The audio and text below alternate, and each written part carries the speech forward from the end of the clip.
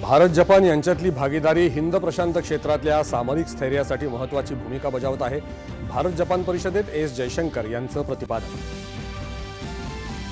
Bharat New Zealand यांच्यात व्यापार कराराबद्दलची सकारात्मक चर्चा प्रगतीपथावर असल्याचा केंद्रीय मंत्री पीयूष गोयल यांनी ऑकलंड इथे व्यक्त केला विश्वास। विद्यापीठांच्या दर्जाविषयीच्या जागतिक क्रमवारीत भारताची चौथ्या स्थानी झेप। देशातल्या 54 विद्यापीठांना या क्रमवारीत मिळालं स्थान।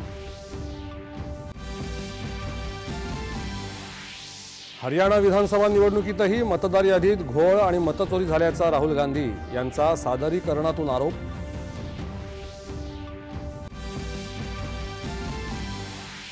राहुल गांधी यांचा आरोप म्हणजे देशातल्या संवैधानिक संस्थांना बदनाम करण्याचं सुनियोजित कारस्थान।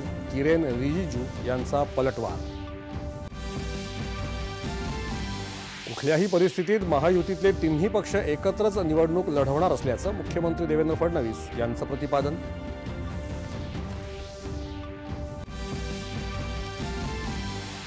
बीड आणि सोलापूर जिल्ह्यात अतिवृष्टी आणि पुरामुळे झालेल्या नुकसानाचा केंद्र सरकारच्या आंतरमंत्रालयीन पथकाने घेतला आढावा। नुकसानग्रस्त शेतकऱ्यांशी साधला संवाद। उद्धव ठाकरे यांचा मराठवाडा दौरा। नुकसानग्रस्त शेतकऱ्यांशी साधला संवाद। शेतकऱ्यांना कर्जमुक्ती देण्याच्या मागणीचा केला पुनरुच्चार। आणि शिखांचे पहिले गुरु गुरु नानक यांची जयंती आज प्रकाश पूरब म्हणून होत आहे साजरी।